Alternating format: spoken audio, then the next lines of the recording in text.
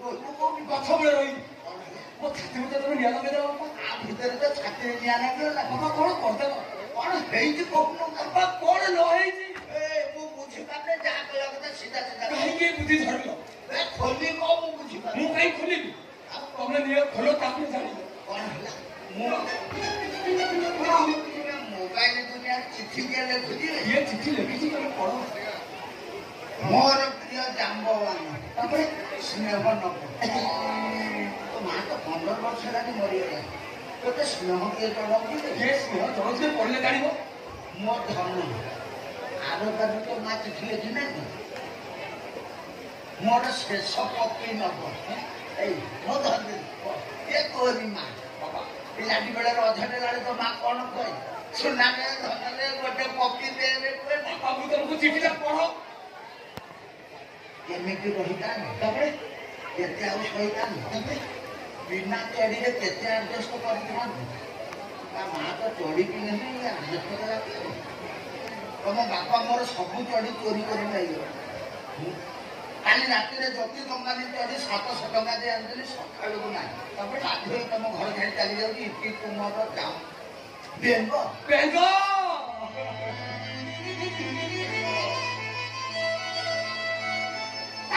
ତୁ କହୁଛୁ ସେ ଝିଅ ତା ଚଢି ମୁଁ ଚୋରି କରି ପିନ୍ଧିଛି। ମୋର କିଛି କାମ ନାହିଁ, ତା ଚଢି ମୁଁ ବି ନା। ବେଙ୍ଗ ଚଢି ତମେ ଚୋରି କରି ପିନ୍ଧ, ବେଙ୍ଗ ଚଢି ମୁଁ ପିନ୍ଧିଛି। ତୁ କାହିଁ ପିନ୍ଧିଛୁ? ତମ ହାଇକୁ ରଖିଲ, ତମ ଟଙ୍କା 200 ନେଇ ଚଢି କିଣିବ। ତମେ ମୋ ଚଢିକି ନେଇକି ପିନ୍ଧିବ। ତମେ ମୋ ଚଢି ପିନ୍ଧି ସାରିଲା ପରେ ସେ ଚଢିକି ପିନ୍ଧିକି ଭିଲାନ କଣ କରି ପଡୁଛି? ଫାଶିଣି ମରେ ଯାଉଛି। ଅସୁବିଧା କଣ କଣ ଅସୁବିଧା ହଉଛି ମୁଁ ଜାଣୁଛି।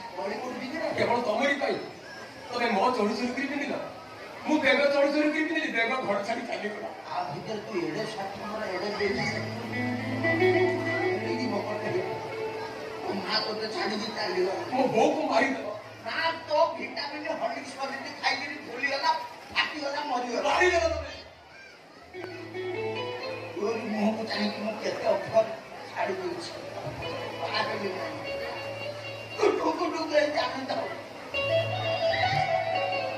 ଏଡ଼ିକି ଏଡ଼ିକି ପାଠ ମୁଁ 7 ନମ୍ବର ଦୋକାନ ଧରିଲି। ଆଜି ଏତେ ବଡ଼ ଚଳିଲେ ତୁ ଏଡ଼ିକି ଆଡଜଷ୍ଟ କରିପାରୁନୁ? ମତେ କହୁଛୁ ବାବା, ତମେ ପିଲାବେଳେ ଯୋଉ ଜିନିଷ ଦେଖିଥିଲେ, ଏବେ ସେ ଜିନିଷ ସମ୍ପୂର୍ଣ୍ଣ ଚେଞ୍ଜ ହେଇଯାଇଛି। ତମେ ଚାହିଁଲେ ମୁଁ ଦେଖେଇ ପାରିବି। କେବଳ ତମରି ପାଇଁ। ତମେ ମୋ ଚୋରି ଚୋରି କରି ପିନ୍ଧିଲ, ମୁଁ ବେଗ ଚୋରି ଚୋରି କରି ବେଗ ଘର ଛାଡ଼ିଥାଏ।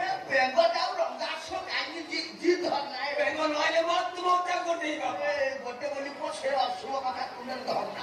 ବେଗ ଯାଉ ସେ ତମେ କୋଉଠି ଅଛ?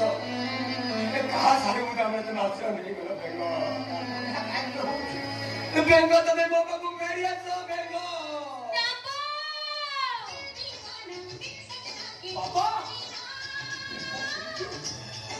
ମୋ ବେଙ୍ଗ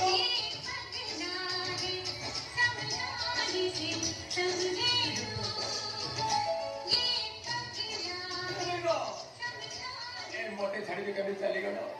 तुम बिना केमिति बंची? मु जाने जामो तमे मो बिना बंची पारिबनी। आ मु जदी तुम छाड़ी चली गली तो मो हृदय को भारी कष्ट हो। ना, हृदय को कष्ट हुए।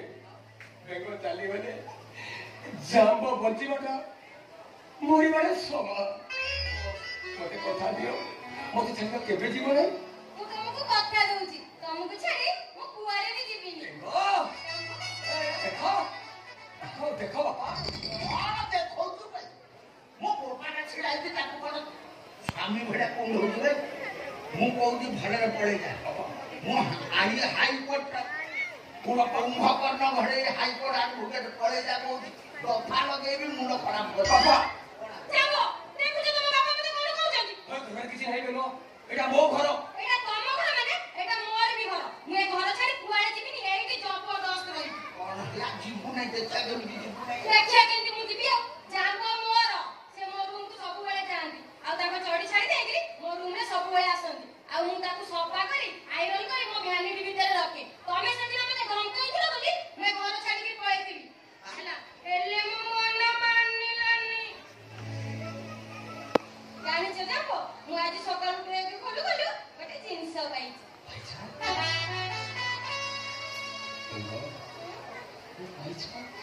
कि पुरुଣା कुकुड़ी खिया फुटा चोरी का तुम्हें फेरी पाइछ।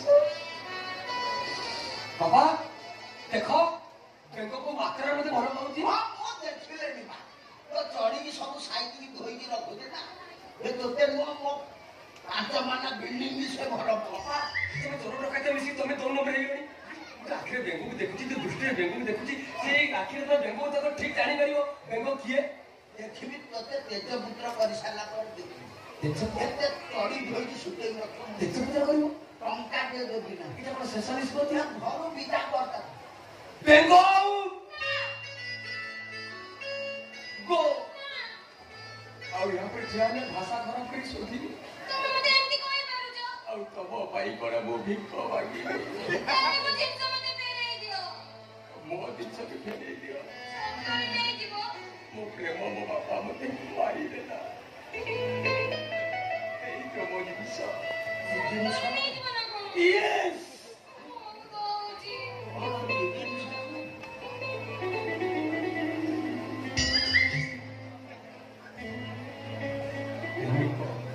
फेरी पाइला पूरा पिंपुड़ी थिया फुटा छोड़ी